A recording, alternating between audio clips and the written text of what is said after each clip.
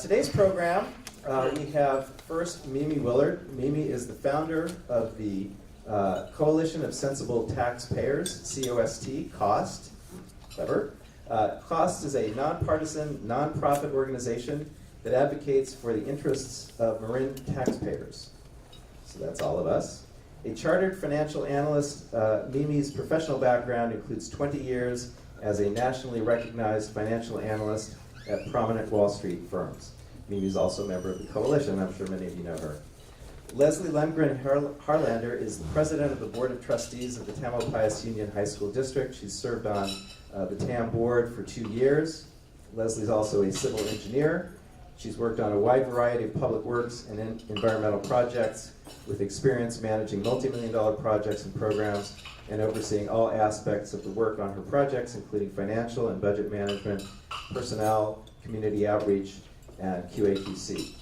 So with that, we will begin with Amy. So I welcome to the podium Mimi Willard. Thank you very much.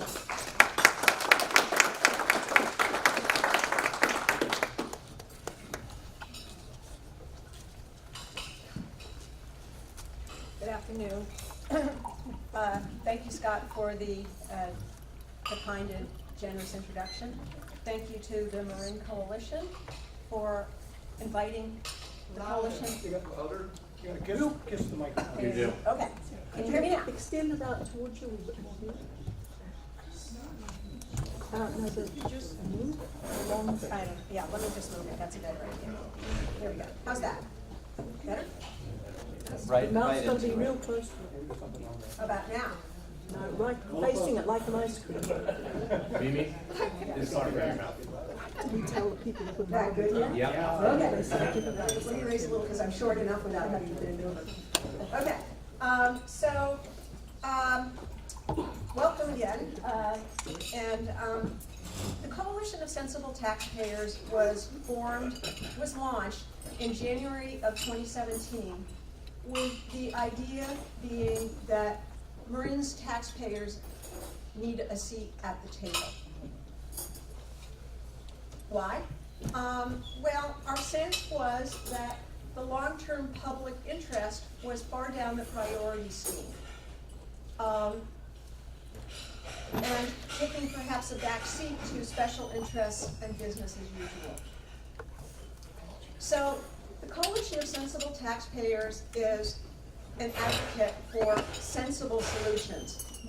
High up in our scheme of what's important to us is that Marin should continue to be a place that's affordable to its current residents. And that means that taxes and fees in the perfect world wouldn't be going up faster than the average person's income, which is currently growing in a low single-digit rate.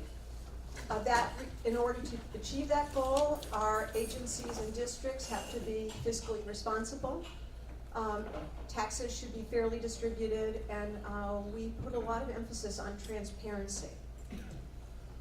So, our leadership group is people who have committed a substantial amount of time to taking on projects, and they're people who have something to contribute by the way of expertise in finance or research, public service, the law, maybe some technical capability.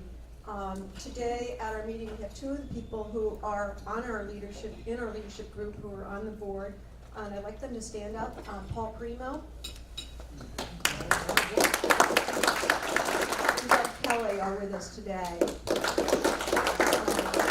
And unfortunately some of our other leaders were not able to make it today, but they're all of their biographies are on our website. We also have an advisory board. And I think 2 or 3 people from our advisory board are here today. Susan Kirsch, who was also a co-founder of the Coalition of Sensible Taxpayers.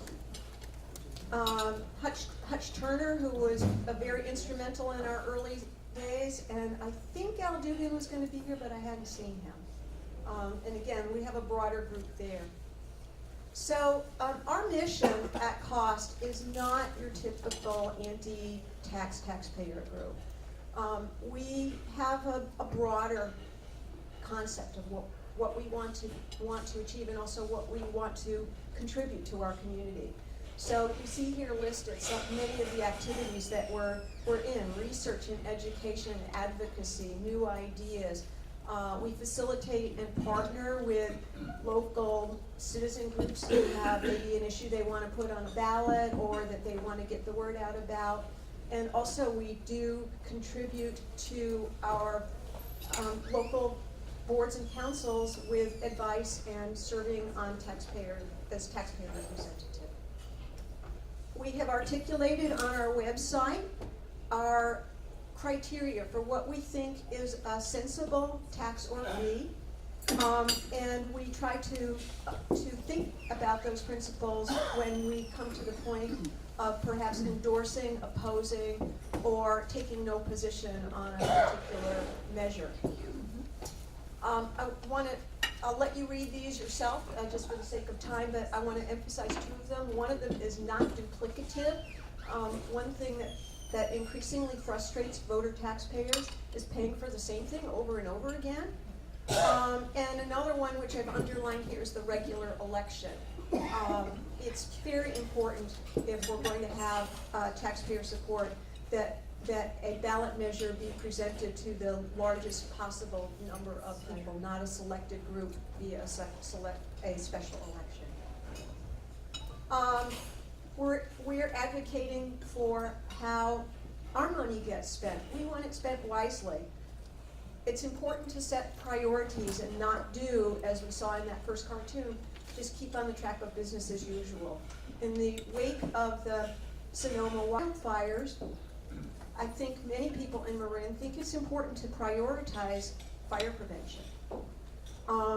And maybe that means that you have to cut the pie in a slightly different way so that more of it goes to fire prevention.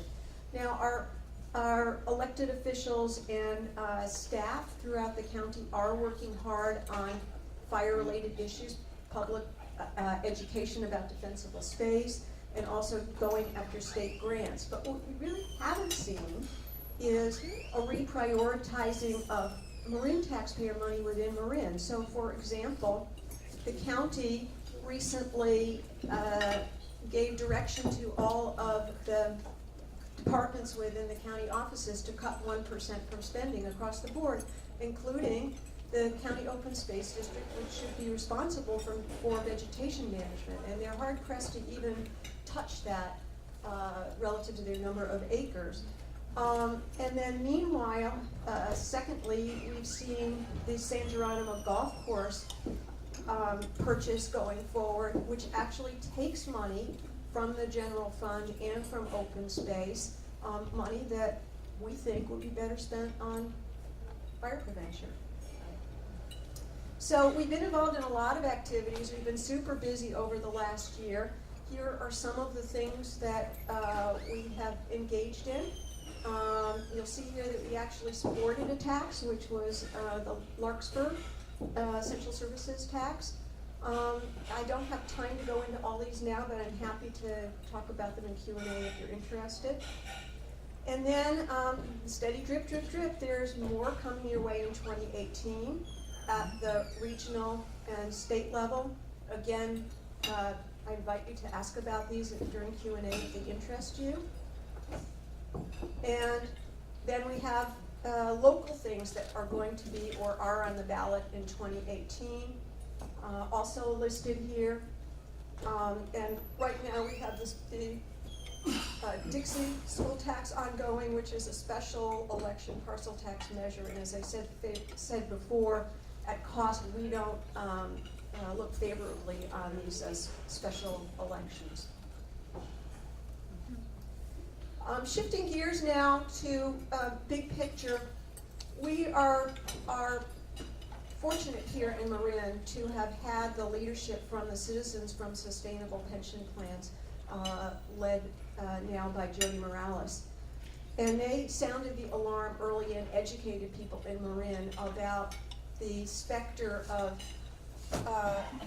a growing unfunded pension liability and the prospect for that to make for some difficult choices going forward as to whether we will accept lower levels of services or higher taxes and fees. So they told us there was a pension tsunami coming. and the future's now. The pension tsunami is now breaking over our schools in particular, but also our cities and other jurisdictions and agencies. So we have here Sophie's choice. Are we going to cut services or raise taxes and fees? Pension problem. What pension problem? So it seems like there's a propensity when you have a ballot measure that it's presented to you as very important to support or even grow those basic services that matter to us the most. Our schools, our fire and public safety, our cities, and so on. But inevitably you're told this has nothing to do with the pensions. But the pensions are paid for out of the general fund, and then we get the add-on taxes. Well, these add-on taxes, they add up. Each one, we're told, is small. It's only $100 here, or $200 there, or $355. But this is a rearranged excerpt from my tax bill, and this is just the parcel taxes. So I'm paying the same as everybody else, and mine total over $3,400. That's before the recently approved increase in Kentfield School District of $355, and on top of the existing $1,143. Tam Union will be looking for an increase in their parcel tax later this year.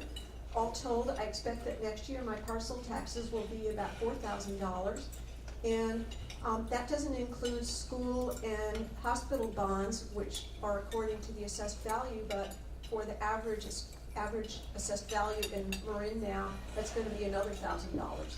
So your typical add-on taxes now, depends where you live, but it's probably somewhere between $4,000 and $5,000. Mythbuster.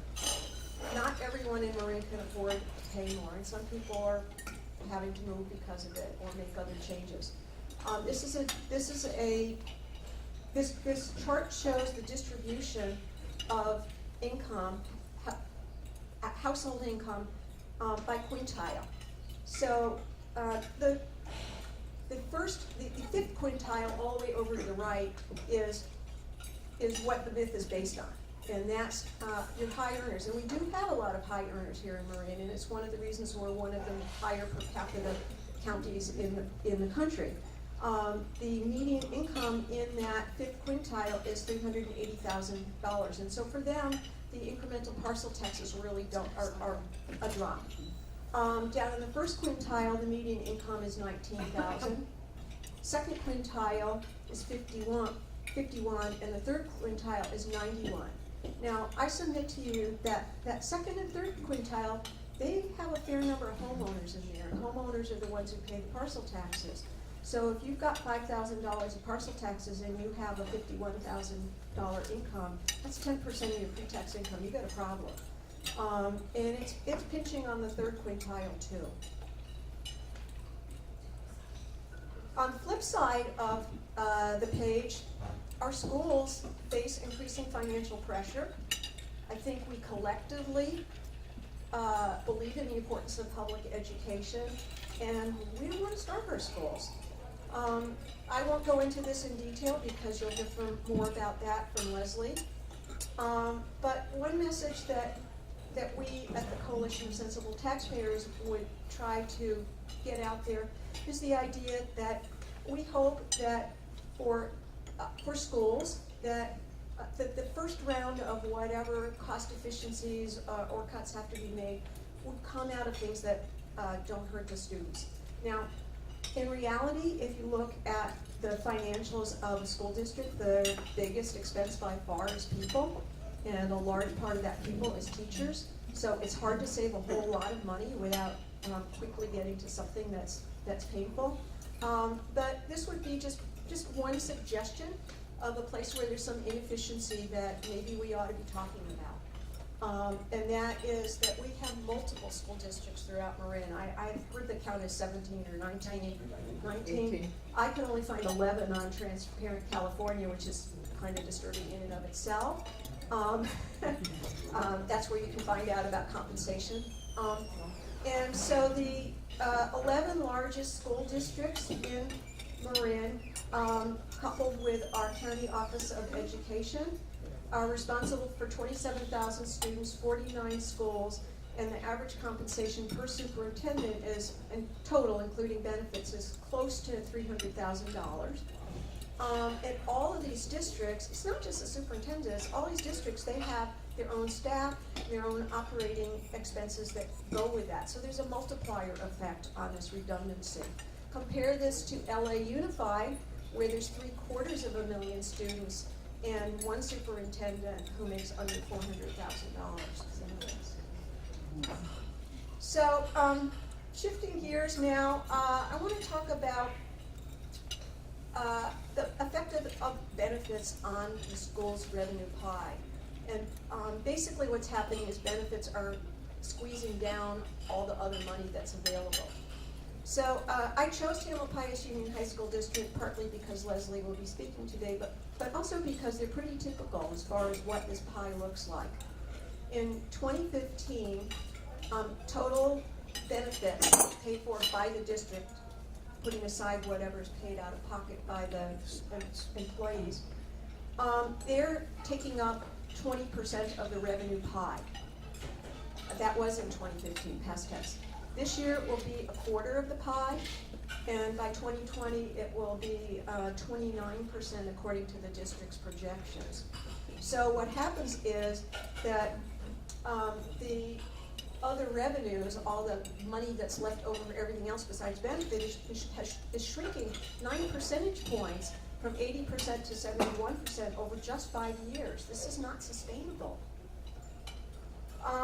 This is not strictly the school district's problem.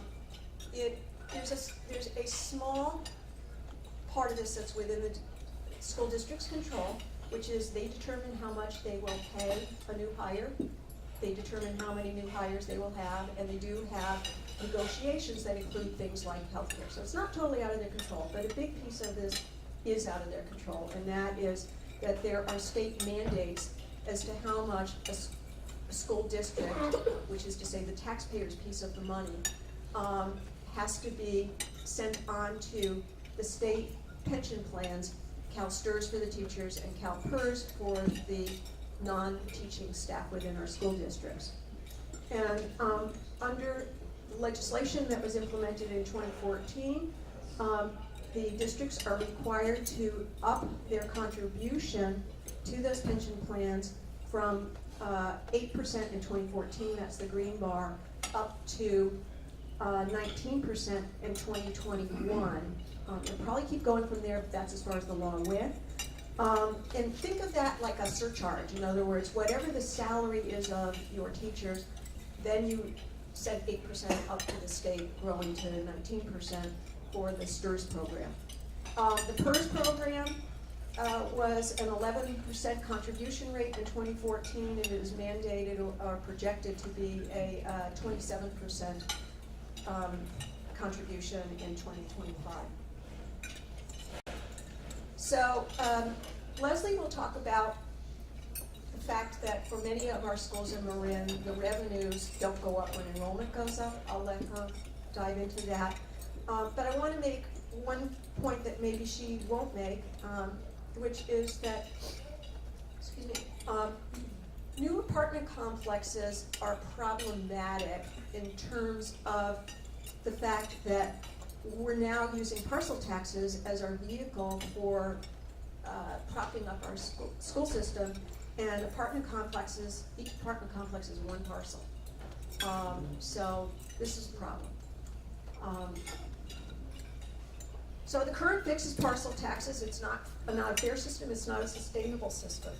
The burden falls almost entirely on single-family homeowners, and it slams the modest income condo owners. So everybody's paying the same, whether it's a mall or a one-room condo. A related a parallel issue is that who votes for the parcel tax? And it turns out that many of the people who vote to approve or not approve a parcel tax are people who don't actually directly pay it. So seniors are exempt, which is appropriate, but they get to vote on the parcel taxes.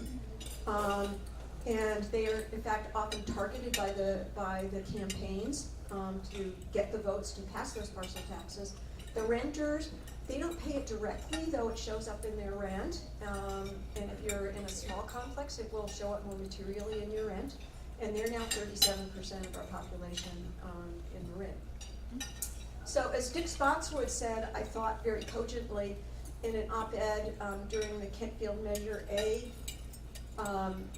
contest, that what's happening is it's distilling down to those social divide, those who want it all versus those who can't afford it all.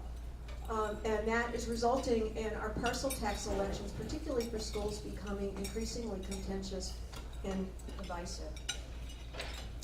So at the Coalition of Sensible Taxpayers, we tried to come up with a better idea, which so far unfortunately hasn't gotten a lot of traction with our districts. And we're proposing that they shift to parcel taxes based on building square footage. Now, California law requires that a parcel tax be uniform, but it actually doesn't define uniform. And so in 3 East Bay districts, large districts in the East Bay, in 2016 they enacted uniform parcel taxes by square footage of the buildings, and they passed by overwhelming margins.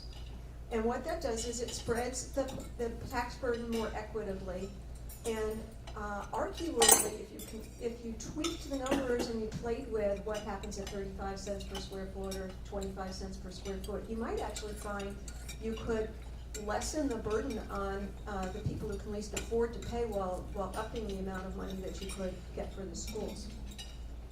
So we encourage school districts and others to look at fairer alternatives. In our scoring system, integrity matters. So I want to talk a little bit about the games that consultants play when they advise our districts on how to get their tax measure passed. One of the favorite new things is an all-male special election, which was what was done in Kentfield and what is now on the ballot mail-in ballot in Dixie. These are all male. What happens with an all-male ballot, it gives you, as the proponent of the tax, an opportunity to select who actually shows up to vote. Because in a general election, you get a very broad turnout, and if you want to reach the voters, you have to do huge mailings, and you can't probably afford to do as many mailings. Whereas with a special election, the premise is that that the parents, for example, in a school district, will be for it. That you can convince the older people that it costs them nothing to vote for it, and that they're somehow propping up their property value. And then you try to keep everybody else kind of in the dark that there's even an election going on. We've even seen in Kentfield something new and kind of disturbing, which we've dubbed voter stalking, where the consultants can purchase real-time data because it's all a mail-in election. Everybody votes early, or just about everybody votes early, and you can figure out who voted and who didn't vote. And if they didn't vote, and you think it's one of the people who should be in your camp, you can actually hit them repeatedly with up to 6 mailers, knocking on your doors repeatedly, and this really happens. Other things that, as far as games that are played, we have pension denial. The consultants figure out what things are most likely to cause you to vote against a tax measure, and highest up on that list are the word pension and disclosing the total dollar of the parcel tax that they will end up paying. So it's always presented as a renewal, or as, it's just another $100, and you have to read all the way down to the full ballot language to find out how much you have to pay in total. And then there is what it called gun to the head, which is that we're told that if you don't vote this time, let's say, $4 million worth of funding translates into 40 teachers at $100,000 per teacher, and they're all going to get their pink slips next week. So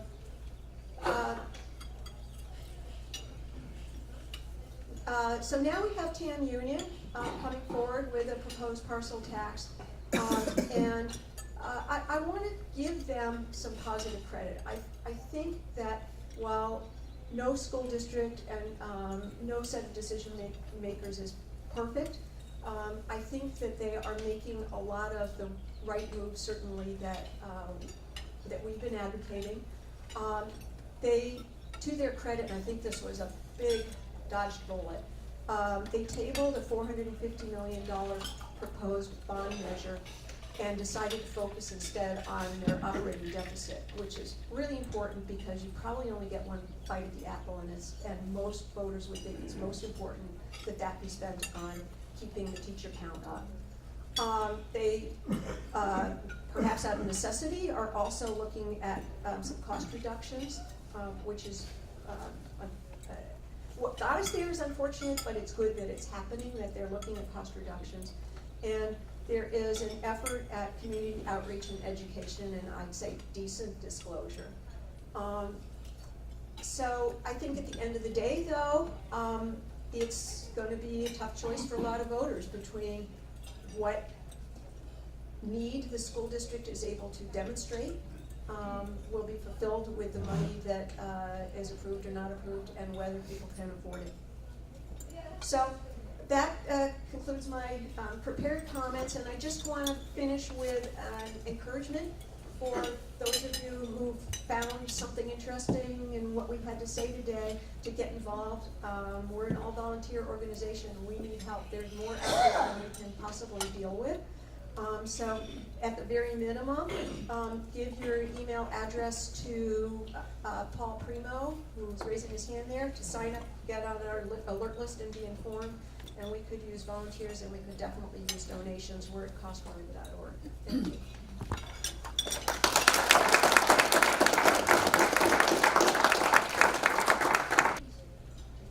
Well, first, thank you very much to the Marin Coalition. I really appreciate the opportunity to be here, and thank you, Mimi Willard. I met Mimi about the time that the district, we had a consultant that was helping us look at our facilities, and there was concern that we'd go out for a bond measure, so Mimi invited me for a cup of coffee. And ever since then, she's been really helpful coming to the board and raising very interesting issues. Before we begin, I have to state the disclaimer you probably heard other board members state, which is that as I speak here, I'm not speaking for the board, or technically I'm not speaking as a board member. The board only can operate with 5 of us, but I am here as a community member who's a board member, so it's a slight difference. So in thinking about how to cover what we were talking about today, I thought I would divide it up into 5 big picture questions. And that way it'll help kind of organize our thoughts. But first I want to talk about who is the district, or what does the district cover? A lot of people don't realize how big the district is. And then go into how does the district serve its students. Started out saying what happens to their taxpayer dollars, but decided to change it to serve, since that's the title of today's talk, is do we cut services or do we raise taxes? And then go into why is the district revenue not keeping pace with its expenses? And how has the district addressed growing expenses thus far? What are we doing now, and what do you plan to do in the future? So first I have to tell you I'm colorblind. I didn't notice till now, but the 76K is black, and the 19 communities on my computer didn't show up. I don't see dark color differences sometimes, so hopefully this is the only slide that's distracting. I don't need to emphasize those 2 points. But basically the district has about, over 76,000 registered voters. So we know there's more than that probably live in the district. That doesn't include anyone under 18, clearly. At geographical boundaries, the district covers just about every city except for San Rafael and Novato. I do understand there's a sliver of households in Centerville that are part of the district, but I'm not really clear where that is. This current year, we have over 4,800 students district-wide, and district students come from 19 communities and 10 feeder schools. The district, when you look at it that way, with the number of communities we serve that come to our high school, we have a huge range of students. We have students that come in with a pretty high level of resources, that come into school, that school is what they love, it comes easy to them, they have strong support at home. And then we have students that are on the other end of the spectrum that really are struggling, that have sometimes a learning issue. Some students have had behavioral issues, maybe the home life isn't stable. A lot of students, have financial issues. We have medical issues. We're a public school, so we serve all the students. So that's the challenge of the district. How do we serve our students now that I've just described big picture, the range of students that we want to serve? It's the way you would think. We have academics, we have electives, college and career readiness, extra and co-curriculum, and then we also have college counseling and wellness. What I want to point out about the academics is that to meet the needs of this wide range of students, we have multiple pathways for a student to graduate from our high schools. We actually have 5 high schools. We have 3 that are comprehensive that you would think of as a traditional high school, and then we have 2 that are alternative.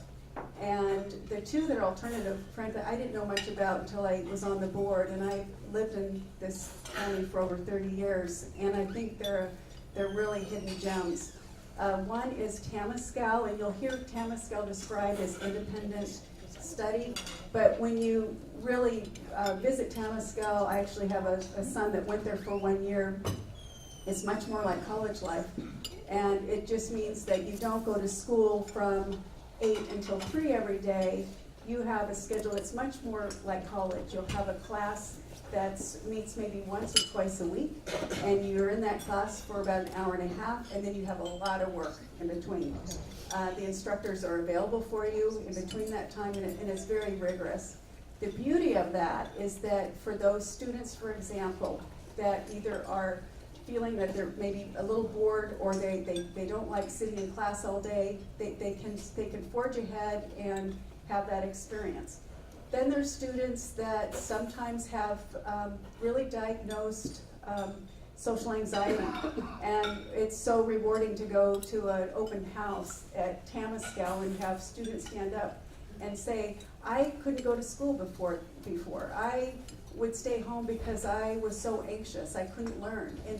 And they found a place at Tamascal, and they're successful and gradually able to work on that. Same thing as we hear of athletes.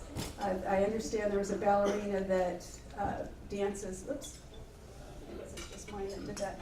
Ballerina that dances with the San Francisco Ballet, and so with that, she needs to go into the city like at noon. And by having this flexibility, she's able to still excel in her dreams. San Andreas is the other alternative school, and that's more of a continuation school. That's for the students that will not graduate unless they get some extra flexibility and help because they're behind in their credits. And again, the reason why a student lands there can be quite a variety of reasons. Sometimes it's a medical reason, students that have had to be in the hospital and have been schooled in the hospital. Sometimes it's a student, you may have read in the paper, that has a head injury because they got hurt playing football and it made them get behind. And then we do have the students that have some behavioral challenges at that campus as well. And that campus was in the paper recently for being, I see a nod, and I'm drawing a blank of what it's called, but it was a state recognition as one of the top state continuation schools.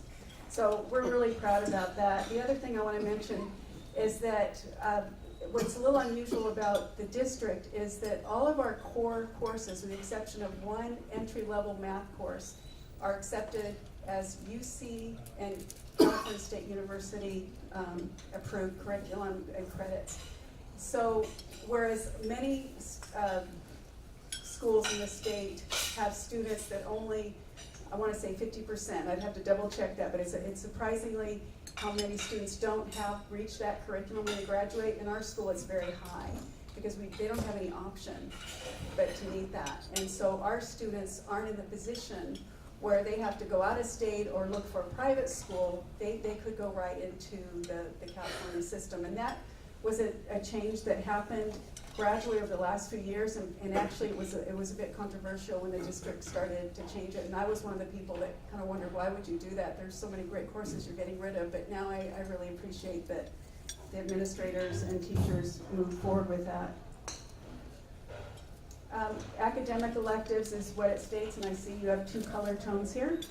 But the academic electives are what it says, is that we have a lot of electives that really are more rigorous than when I was in school. In addition to, the arts, which I still think are challenging. I'm saying some of these, like biomedical science, I don't think of as electives, basically biomedical engineering. And then we just started ethnic studies, and of course the drama. AP Capstone I'll highlight because that's relatively new, and that's an AP course where students actually do research, and they almost come forward and do a presentation like you do when you've got a thesis. That just started this year, I believe. College and career readiness. We have a partnership with College at Marin. College at Marin is working closely with the district as a whole, but in particular right now they're starting some work at Tam High. We have auto technology. If you've ever been to, I've only been to Tam High auto shop, but it's pretty amazing. And then the one I really like is the Pathways program. I don't know if you've heard of that, but for seniors, and this is amazing to me, that a senior that for whatever reason isn't getting what they need in their high school setting, they can be in the Pathways program. They can choose classes at any of the high schools in the district. They work with College of Marin, get first choice of classes at College of Marin, and they do an internship. So we've had students that have an internship at UCSF, take science courses at College of Marin, and then still take classes in one of the district high schools. I mean, that's pretty incredible that we're able to do that. Then we do have some engineering programs, and you've probably heard of AIM. We have the traditional college counseling and the wellness program, which I can touch upon a little bit more in the following slide. I also want to mention there's the co-curriculum, which is similar to I think of it as a little bit as an academic extracurricular, but we have the mock trial. That's something that's very closely linked with the English departments, and you probably read that the Tam High mock trial team is now going to the Nationals Model UN. We have a new program that I'm really excited about that is really focused on with students with working on anti-racism, and it's an amazing program that the district has asked teachers to voluntarily. It's open to them, and I went through the program and other board members, but I came home after this program and I said, I don't even know how to describe it. It was not a workshop. It was not a class. It was just this amazing experience. It really opened my eyes, and I think the district's teachers and everyone working with students were a lot more sensitive to what's referred to as microaggressions, and now the students are really excited, and they're a lot better at it than we are, with really looking deeply at behaviors that could be seen as racist or biased, and we think that's so important for our students as they go out in the world today. The peer tutoring, I'm going to mention one thing that I thought was noteworthy, is that we're hearing, for instance, students that come home. I don't know how many of you have had children in the district, but you get a report card and it's maybe not what you want it to be. They don't want to talk to the parents about it, but they'll talk to a peer that's a year or two ahead of them, and that peer will describe to them what they could do better, give them advice about talking to the teacher, and it's amazing. It's great. We also have traditional with the sports teams, and I don't know the statistic, but a good number, over half of our students are in at least one or two sports, and the sports go year round. So I said I was going to talk about wellness. I think I'll get back to that. But I want to jump into why is the next question number 3, which is why is revenue not keeping up with expenses? So it's both sides of the equation. It's not just the revenue, not just the expenses. The revenue growth is slowing. Property taxes, which is our main source of revenue, is growing at a slower rate. And then our expenses, boy, I have a lot of black and blue in here. Oh my goodness, I didn't see it on my home computer. So our expenses are growing for three reasons, primary reasons. One is the increased enrollment, and that's what I'm talking about most today. Employer contributions to retirement, which Mimi spoke to. And the unfunded or underfunded state mandated programs, and in particular special education. Okay, so now we're going to look just at the revenue side, the sources of funding, and this is a pie diagram. And I think, I don't know, you probably can't read the writing, and I'm not good at the color, so I'm going to point over here. Let me know if you can hear me. So this part of the pie are our property taxes. So it's close to 75%. This is based on this year, but the ratios don't change much from year to year. This is the state revenue, the 6%. Federal is only 1%. And then local revenue is 19%. The next slide will show a close-up of the local revenue. So local revenue, these are the foundations and PTA. Parcel tax is close to 10 million, and it's about 12% of our total revenue. And other local are local grants. And there's other besides local grants, but at the moment I can't think of what it is, but there's other local revenue we get in about 3 million, 3.8.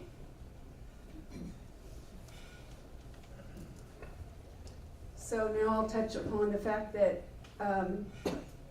like I said earlier, the enrollment growth is hitting us pretty hard, and that together with the rate of property taxes is what's causing the squeeze. And I'm going to walk over here again.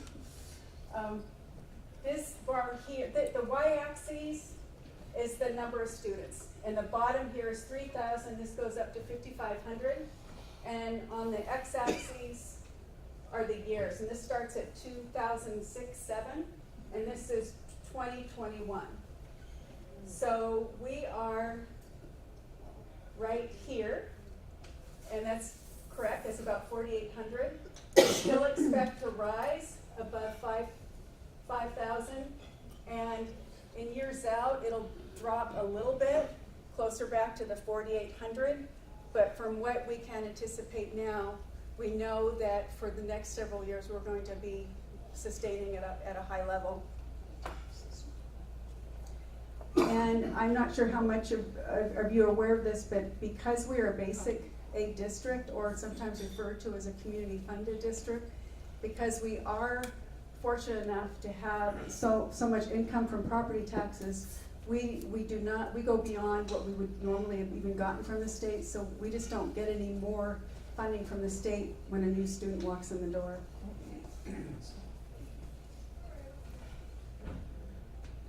This is basically a pictorial talking. On the left, you'll see the bucket, and it's just showing that in our school district, we get to take the additional funding that we get from property taxes.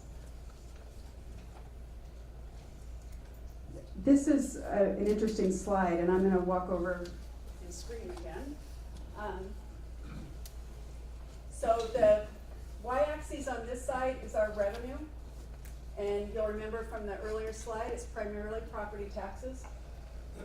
These are the years down here.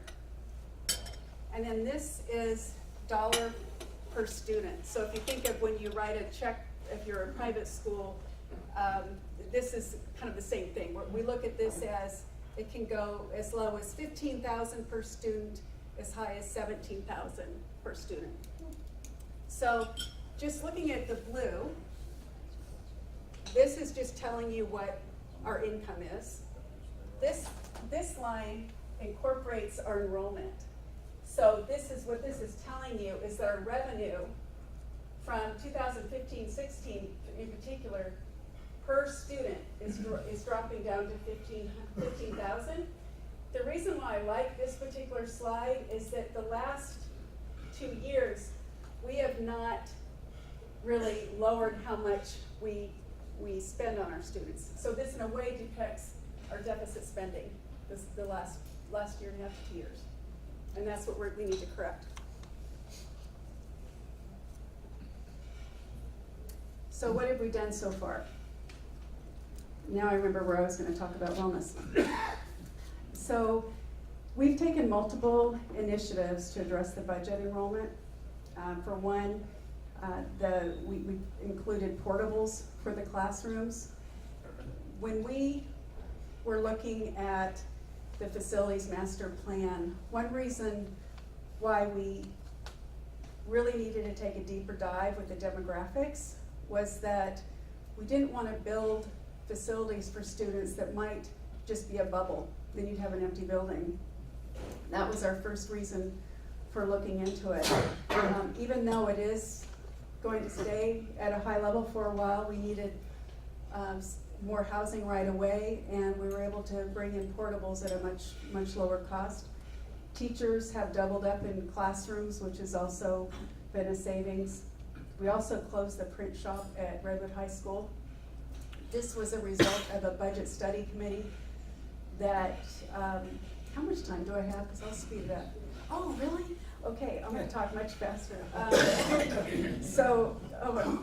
That's not good when they go like this and you have a few more slides. And then we've done some changes with the master schedule. We realized there were classrooms, we had 5 kids in them. And so there's that. We're not necessarily going to be hiring as many new teachers, but if we get the class size adequate and we have electives that really don't have enough kids, we shouldn't have them. And then also, going back to what Mimi was talking about, I mean, we are a community school. We're a public school. We need to be responsive to the community. We have over 75,000 people in this community. So we started conducting stakeholder interviews in the fall, and we actually did a poll. And where we looked, and the poll, you could look at it in terms of you're gonna try and find a way to win, but we didn't look at it that way because the poll asked the community, what do you care about with the district schools? What are you willing to pay more in taxes for a parcel tax? If you are, how much? So it was really getting both sides of the equation in the poll, and we got the poll results back, and we're using them. In addition, we are in the process of developing a cost recovery program for the next 2 years. And we have a team of people that include stakeholders from the community with teachers and students and administrative staff, looking at the priorities of the district, taking all that information that we got from the poll as well as different committees of what the community cares, and trying to align our priorities in that matter. I'm gonna try and speed this up.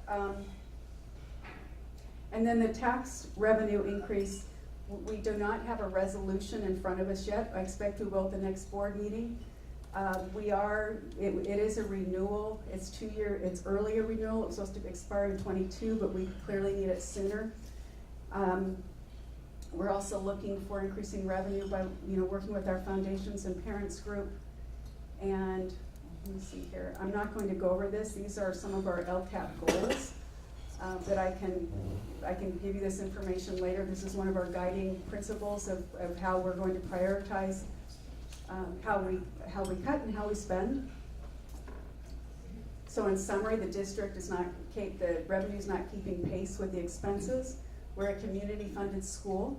District's approach is to do both, cut costs and increase revenue. And we're trying to make adjustments that are in alignment with community values and what's best for our student. And the district is planning for a parcel tax measure in November. You'll notice I don't have a slide that tells you how much, and that's because we haven't passed the resolution, but I can tell you, I just didn't want to put it in writing.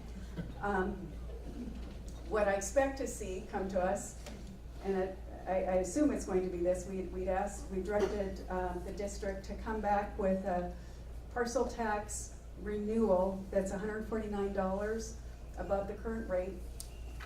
And if you factor in that when that happens, it'll be in November, and so that means the parcel tax will have already increased, so it would be $293 plus $149 for a total of $442 per year, with a term of 12 years and a 3% escalator. I need water. And I'm going to finish it on a high note. I asked the superintendent, we were at a meeting last night I was looking for an inspirational quote. And because even though we're faced all this, there's nothing like this district and there's nothing like public education. And I can only tell you, being on this board, it's amazing what the teachers and the staff do. And the students, it's so inspiring. And I know we'll get through this. There was another quote I have to tell you I saw because I wanted to look at the source, and there's one about board members that I won't repeat that was by Mark Twain. So if any of you know what I'm referring to, I'll tell you later. But if you have any questions, if you get on our website, I put the website up here, and the easiest thing to do is just look to the left and you'll see TAM District Enrollment Growth Update, and it's a link. If you hit that, there'll also be a place for you to send in questions or comments, and we will be reading all of them. So thank you very much, and I really appreciate the opportunity to be here. Thank you.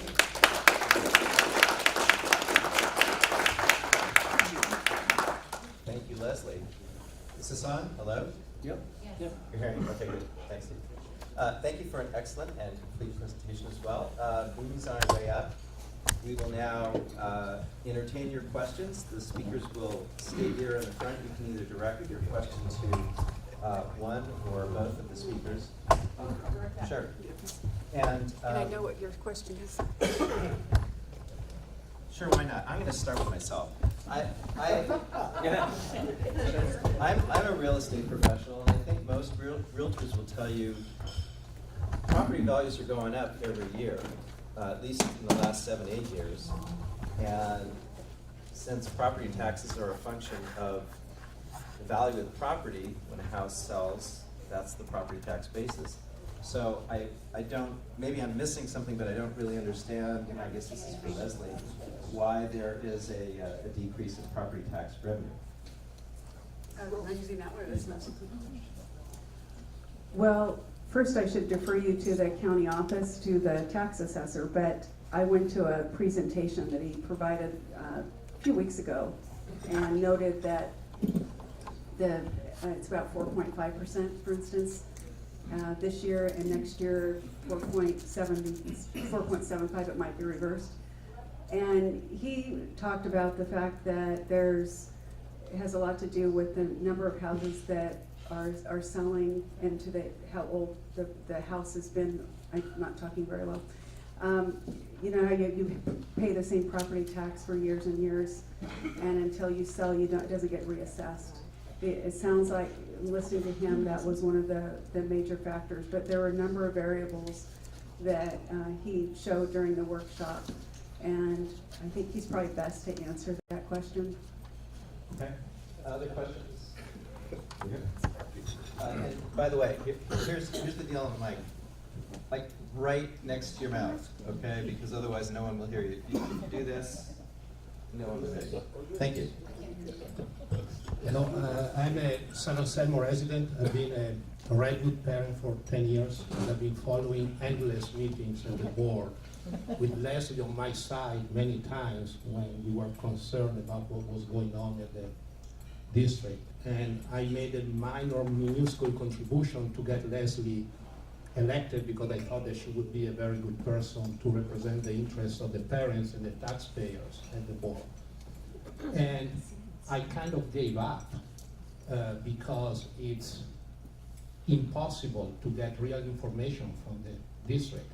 I had to do multiple FOIA requests to get very basic information about what's going on, and they spend thousands of our dollars in attorneys to stop us to know what's going on, including what I call the black hole of surveys. It's impossible to get the result of a single survey from the district. And I would like Leslie to formally commit now that you will release the survey that you mentioned about what the residents really want about the new possible tax, because nobody has seen the result. You tell us what you think are the results, but we never see the real data. And I hope that you also fire the PR firm that wanted to neutralize the opposition being me, a taxpayer, or is still there. Because any other organization would have fired on the spot a company paid by taxpayers' money to neutralize the taxpayers. And you know what I'm referring to. And 8 years ago, the reserves of the district were almost $24 million, $24 million. And many parents went there were concerned that they were going down and down and down. Now I think it's about 3 million. What's the question? And no, that's the question. I have a question. And at the same time, the expenses went up. So what's going on? Why nobody stopped the expenses if you knew about the wave of new students? You kept spending like crazy. And why there is Thank you for your never a double classroom for the administrators? It's always the teachers who got to double up. Why you don't cut administrators? Let her answer. Okay, thank you. I'm hoping I catch everything. First, the survey I'm referring to, the polling survey, it was presented at a board meeting, and it had all the results, and so I think I have your email address. I'll make sure I send that to you. Would that be in the minutes? It would be, and if you get on, and I just have to remember what day, I'll tell you if it comes to me. But yeah, if you get on Agenda Online and double click on that date, you'll find the presentation. But one point you made that I agree with, well, not, I agree with more than we do have to do better with our community information. Even when you get on the website, you'll find parts of it challenging. It's something we're looking at. And sometimes you don't know it until something happens that everybody wants the information. And that happened about a month ago when there was information that people thought we were doing drastic cuts the next day. And when that happened, it was clear that we need to look at our website and other ways of communicating. You also talked about neutralize. I know what you're referring to. I do remember that meeting, and I know there were a lot of people concerned about using that term. The district chose not to fire that firm based on that comment when the consultant explained that it's not the way it was intended. And as a district, we're really responsible for any actions or work that's done. It's not that's our job. I'm so sorry, Benedetto. You said so many interesting things, and I'm Cutting expenses, like Okay. always the Well, teachers, the we first have- to go. Well, we are cutting expenses, and that's what I was trying to explain, and I was at the point where I was talking awfully fast, is that we're lucky that we had, our reserve now is actually closer to 16 million this year. Before that, you're right, it was closer to 25 or 30, and the beauty of a reserve is that it's there if there is a emergency, a big emergency, but it also, that's what it's for. It's so that when you know you have to make a correction, you don't turn around and fire 10% of your staff. That you can do it thoughtfully and do it along the lines of what your goals are for your school. And that's where we are now. And we're using the reserve as a cushion while we figure out where we're gonna cut, how much, and when. And it also afforded us time to do more of a thorough evaluation of what what parcel tax value the community was able and willing to bring forward. I am surprised you didn't bring up one thing. And I'll bring it up because someone else probably will. When you say that why do we keep spending? There was a controversial vote that I actually voted against, and I changed my mind, and I'm glad I changed my mind. There was wellness centers that came forward, and wellness centers came forward and sounded awfully expensive when we knew there was this looming issue around the corner. Since I then changed my mind, and then since that time, I'm very convinced. I'm now talking as a community member who happens to be a board member, but I'm convinced from visiting the schools and talking to the students how much the wellness centers linked with our counseling centers really are helping our students and how widely used they are.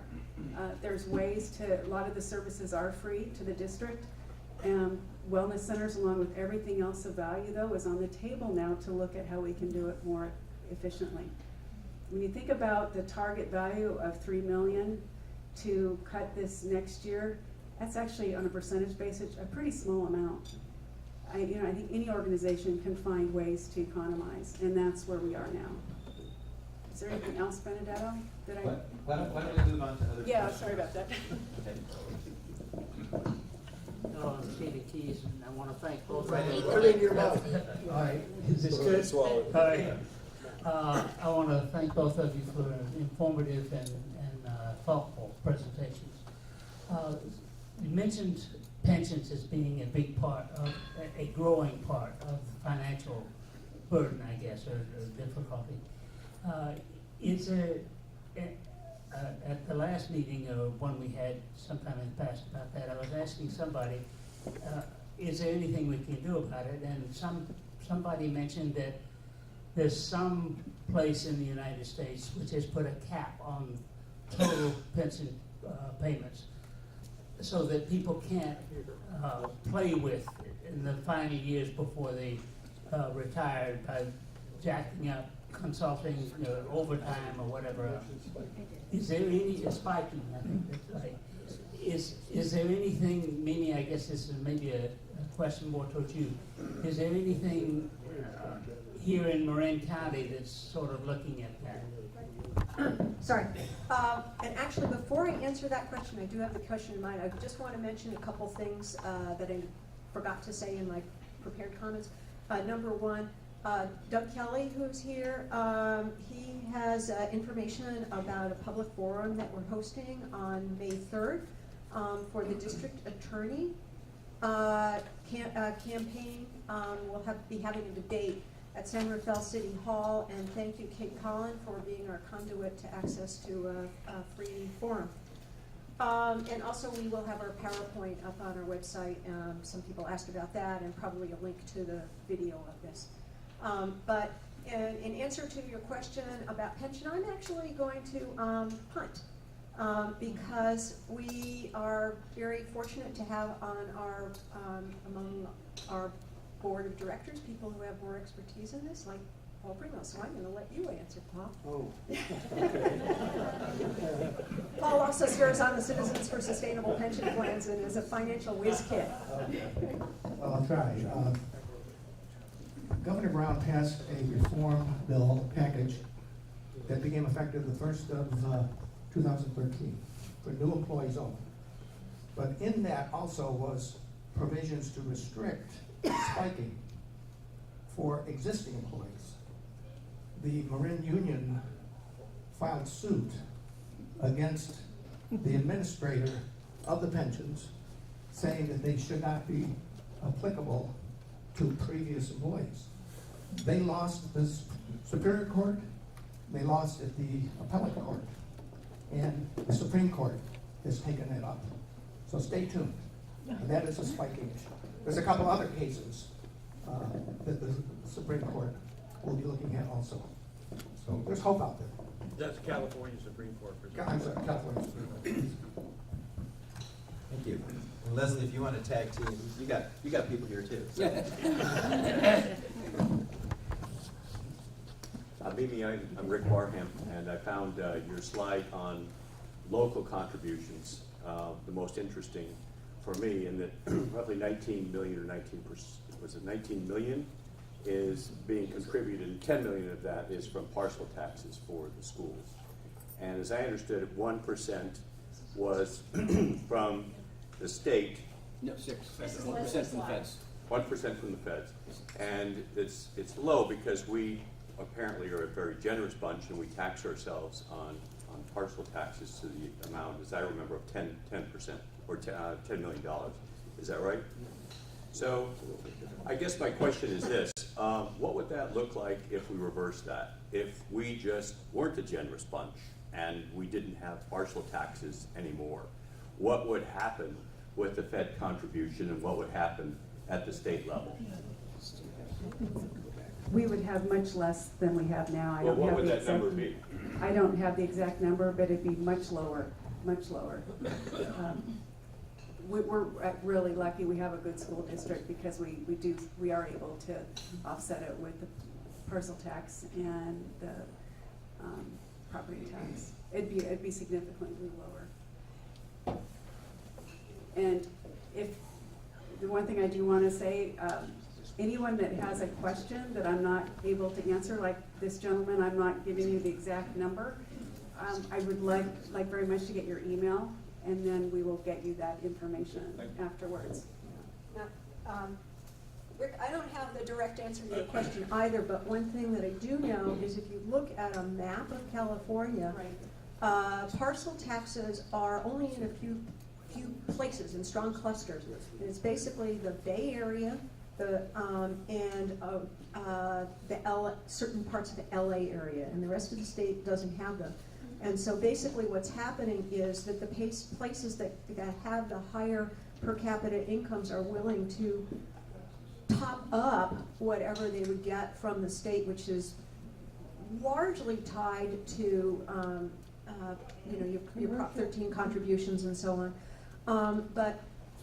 So this is a high-class problem in a certain sense, but it is a problem because we've all gotten accustomed to what comes with having that extra money, and we may be reaching the end of the road as far as people's willingness to contribute more to it.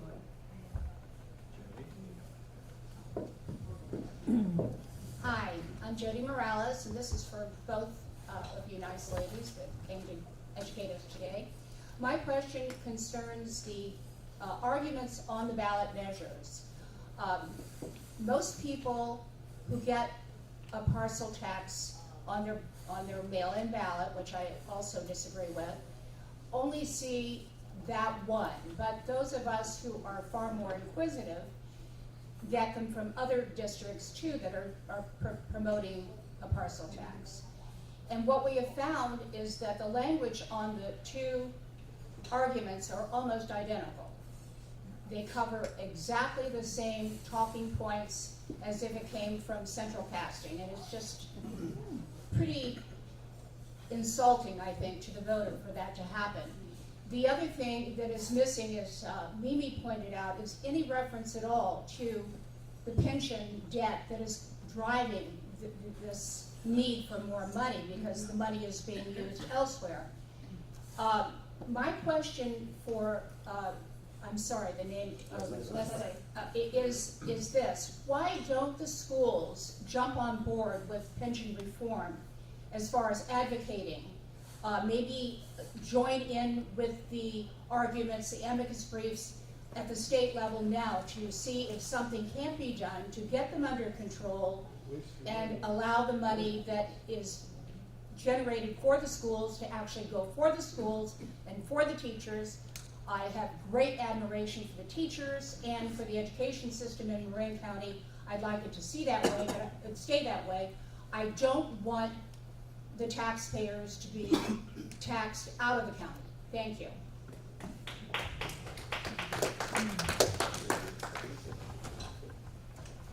So comment on your first part of your question. We will not see the actual language until the April 17th board meeting, and I appreciate you pointing that out. It'll help me and anyone else that hears this to have a little more critical eye when we look at that language.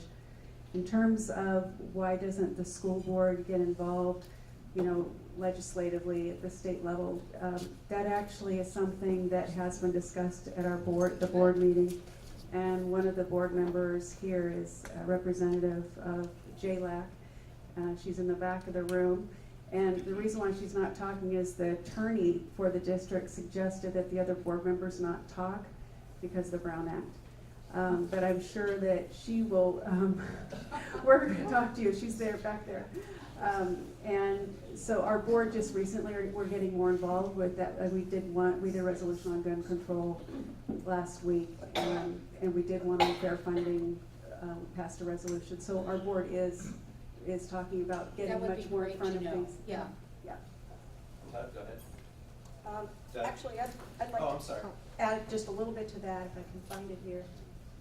So, Jody actually showed me before the meeting two side-by-side recent ballot measures, one for Kentfield Measure A and the current one for Dixie District Measure B. And I mean, they're like photocopier.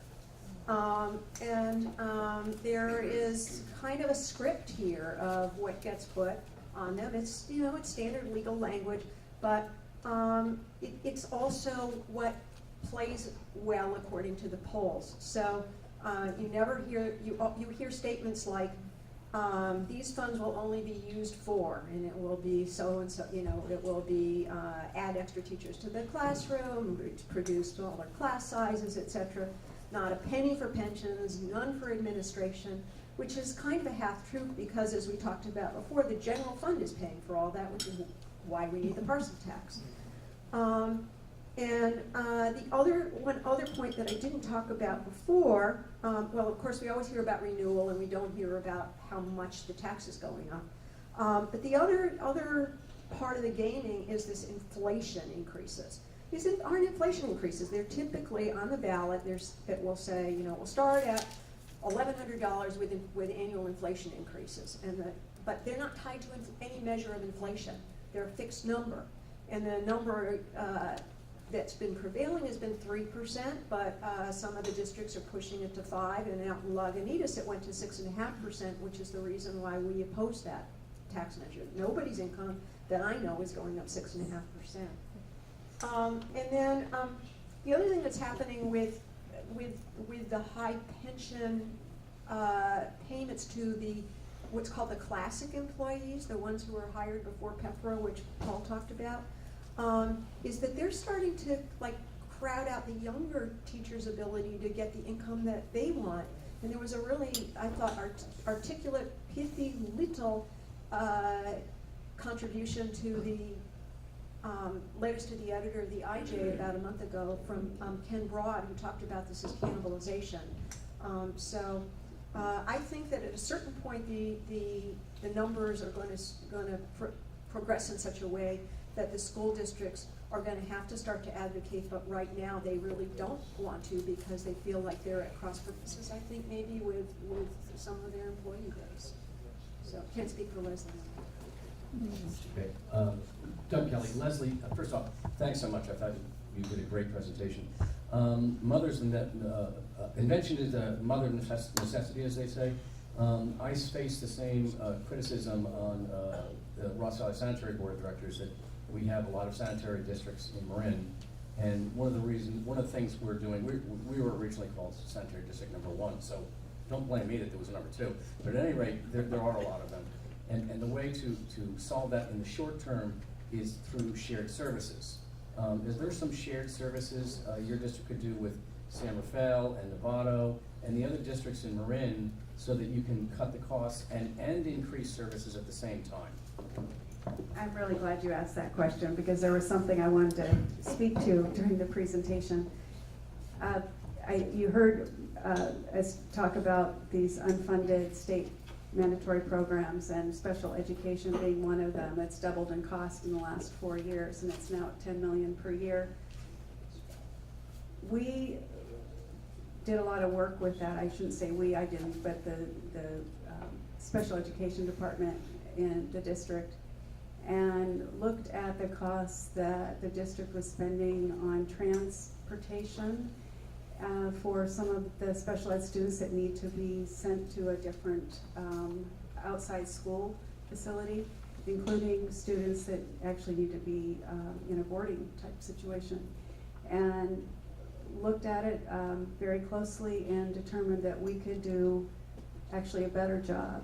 And so a new portable was placed at Tamascal, and now we have very happy parents that don't have to send their children to overnight school.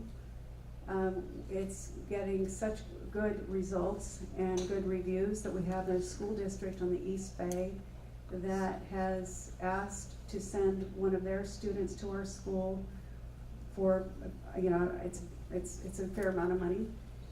And so it saved us money also before that even occurred. We knew it was going to save us about $500,000 a year once the startup costs were spent, and the startup costs really were the physical, putting in the utilities and the portable. So that was already a savings, and then now it's becoming revenue generating. It's making students happier, they're better off, and their families are happier. So that story I'm very pleased with. Did that answer your question? Yeah, and I hope you continue to work on other shared services. Yes, you know. and I agree. And in fact, I saw Catherine, and I mean, not just with other schools, but our cities.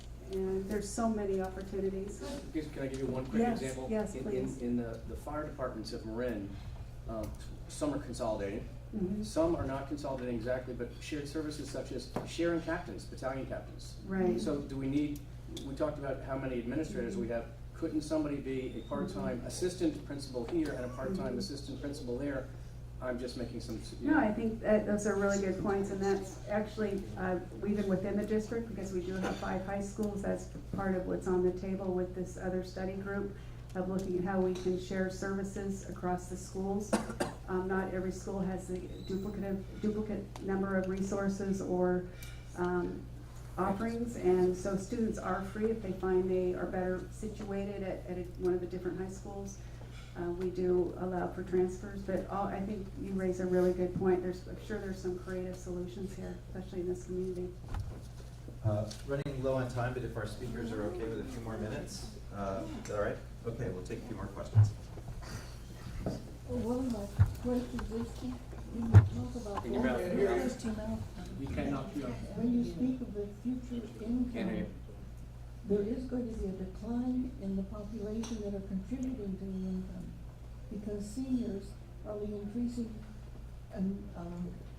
portion of your community, and especially in places like Mill Valley or the more settled communities. And so you will have a decreased income, and then the young people are drawn to Tamalpais Union High School District, because when I became a teacher, there were supposed to be 3 districts in the whole state that were top districts. Well, now apparently Tamalpais High School is one of the top schools, and if you apply internationally, you were given a space. So I know in my own family that going to St. Andrews was just, you had your choice of going to 5 different schools in England, because the TAM district, and especially Tamalpais Union High School, which has a diversity of students, the challenge, I think, for TAM High School is that they need to work with the incoming student schools, especially the Bolinas young people and the people from the Sausalito School District. Thank you. Okay, so for those who might not have heard, I think the question is, how do you maintain the quality of schools when you have an aging population and yet high demand for the school? Although, on the other hand, if you have a aging population, you have probably fewer school-age children, but I'll let you guys address that. Yeah, I had intended to bring today a slide on the demographics, which I didn't bring. But basically what's happening in Marin, I got some very good data from ABAG, and I can put that up with a PowerPoint presentation. And what it shows is that our over 60 group is steadily expanding as a percent of the total population in Marin over the last, I'm going to make it up, I want to say 10 years of data that I have. And much of the offset is in the young adult group. I mean, people who are right out of college that don't have jobs or can't afford to live here. But the other thing that's kind of interesting to me that I think tells us something about the future and how unaffordable it is here, we're seeing declines now in the people of the young family formation age group. And we saw that, for example, in Kentfield, they actually have declining enrollment now in K-2. So some of that's the price of buying the house, but some of it also is the cost of the taxes once you're in the house, because it could be tens of thousands of dollars annually that you're paying towards that. So this is going to lead into or leads into a question about, like, how long should our parcel taxes be in existence for anything? But let's talk about schools. I mean, if you have a very long parcel tax, you're talking about a parcel tax there to educate some number of students who haven't been born yet. We don't like taxes that go forever. We generally don't like taxes that are out of line with what's a visible, reasonable term. I don't know if you have anything to say about demographics. Just to add that apparently in the 2014 election, it was close to 50% of the voters were over 65 years or older. And for the district, since we don't get more funding based on students, if our student population drops, it actually would bring us back to where we were about 8 years ago.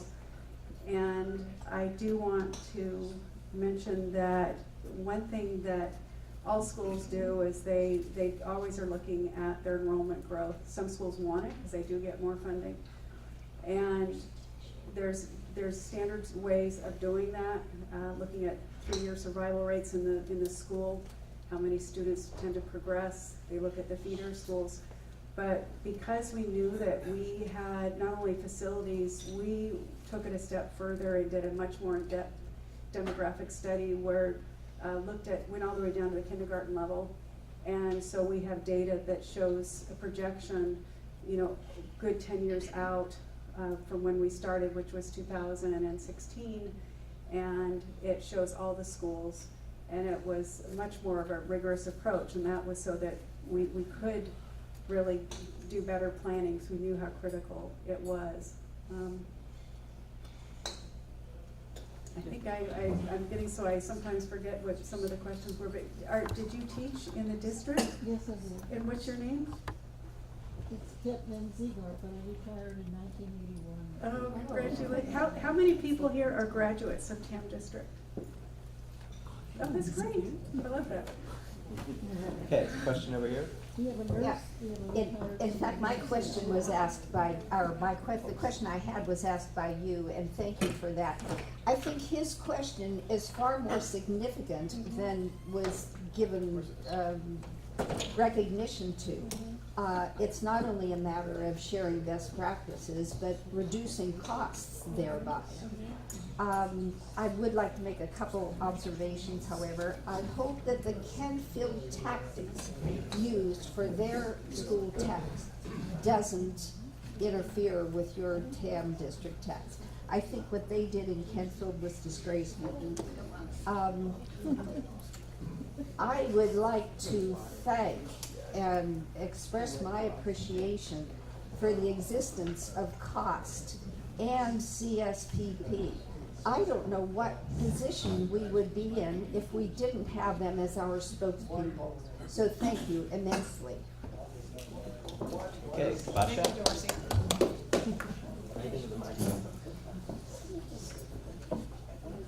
Last month, the Kentfield school tax, Measure A, passed by 89 votes. And the question's for you, Mimi. Do you think there should have been a recount, 1, and 2? If your tax group, COST, had opposed this from the very beginning, do you think that would have made a difference? Thank you, Basha, board member of Marin United Taxpayers Association Alliance. So those are a couple of interesting questions. The 89 number isn't exactly the right number. I think that is based on if 89 people had voted yes who voted no. So it has a multiplier effect because it takes two-thirds to pass. But be that as it may, We did look at those numbers carefully, and we just did not feel that, relative to the total number of votes passed, that it merited the expense of paying for a recount. We had a lot of back and forth on the Kentfield's school district Measure A, and as you are aware, we initially took a stance of no position, and the reason that we did that was that we felt that our tax grading criteria has a list of things that we take into consideration. And on our first look at it, basically what happened was that, number one, there were some people within the group, and we have kind of a democracy within our group, who felt strongly that they did not want to disrupt the revenue stream to the school district. And we had a range of opinions that ranged from that on through to people at the other end who felt that, for example, the pensions needed to be properly disclosed and had not been. So we ranged from people who were strong yes to people who were strong no, and within our group, that just came out as no position. As circumstances evolved, one of the things that happened was that it became clear that some of the tactics being used by the district were really dividing the community, and we felt it was a very unfortunate situation.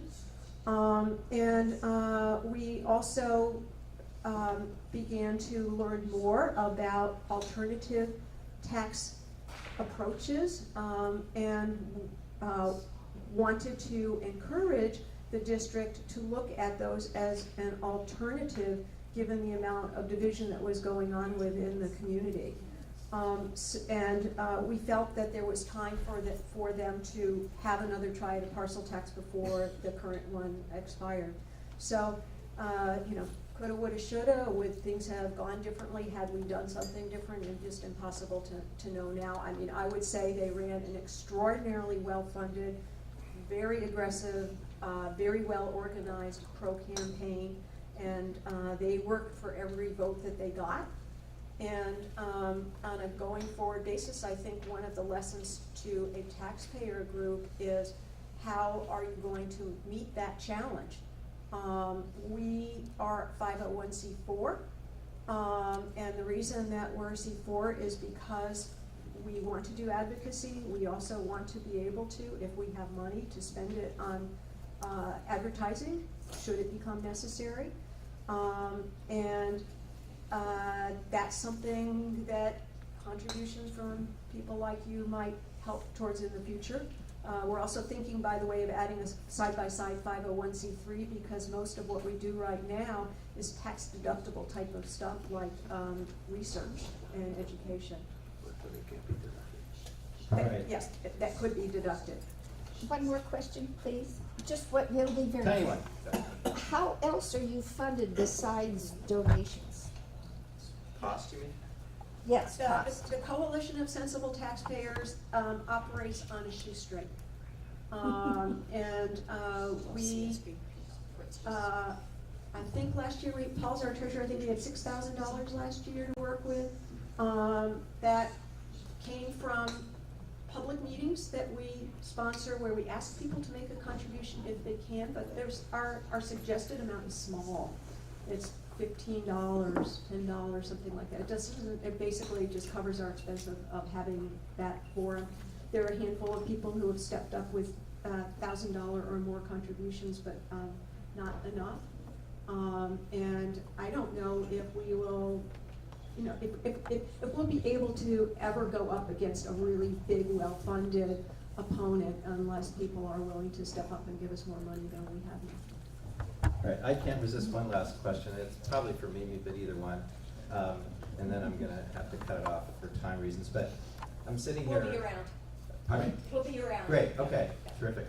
I'm sitting here listening to the discussion about property taxes as a basis for funding of the schools. Well, we just had the federal government passed the Bash California Tax Renewal Plan of 2018, which caps our state and local taxes, which includes property taxes, at $10,000. Anybody who bought a house in 2018 for $1 million is above that $10,000 limit from the get-go.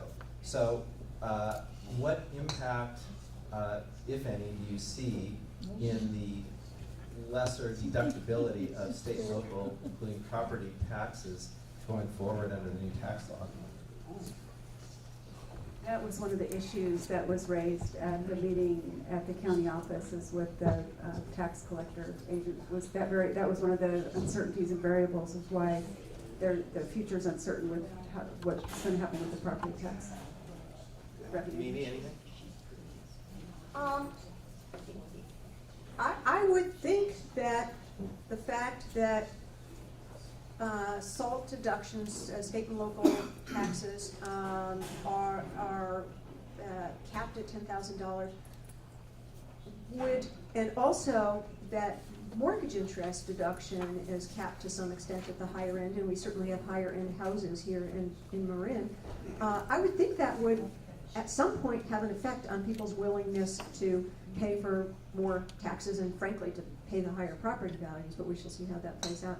So far we've only had one test case in the new year so far, which is Kentfield School District, and I can't tell whether it made any difference or not. But we shall see how that plays out after people have paid their taxes in the first year under the new regime. As I said before, I think that this is going to fall heavily on the condo owners, and it will be interesting to see how that particular dynamic plays out. Yes, Liza. I have one general comment. I've heard a lot of discussion about the way the measures are worded, that there's a sense that somehow school districts are trying to trick the voters. And for me, when I look at the outreach, the feedback we get from parents, the goals of the district, and then when we do a poll to find out what the voters really value, and we use that to decide where we're going to make cuts and how we're going to use new revenue and how we're going to do it. To be honest, that's how I look at it. I don't look at it as though I'm trying to trick anybody. When I hear from the poll that people really care about science in the core curriculum, that's in alignment with what our goals are. And so I'm very curious because I've heard discussion here about the pension. I want to go back and see when I get that in front of me, look at it. But if let's say if the poll showed, this survey we'll call it, the poll showed that nobody cared about, I'll just pick something, clay ceramics. Why would we decide to make clay ceramics a priority and put it in our ballot as something that we're going to make a priority? It sounds very simplistic, but I really hope that you look at both sides of that it's not all trying to trick and get something out to the voters so they'll vote yes. You're trying to hear what the voters want so you can give the voters what they want, because you're who we represent and this is your school. So it's not, I just urge you to consider that as well when you look at these. And I'll make one other brief comment, which is that it's beholden upon all of you to read the entire ballot statement, because it's the summary ballot statement where things kind of get glossed over, and that's where you see things like increase with inflation without describing what it is. You have to read all the way down to the bottom to get the full ballot measure, the language of it, read it, and also read council's evaluation of it, because often there's some important disclosures in there and some good even-handed perspective. So if you just read the 3 sentences of the summary ballot measure, you're really doing yourself a disservice as an engaged voter. Let's thank both our speakers for an excellent presentation.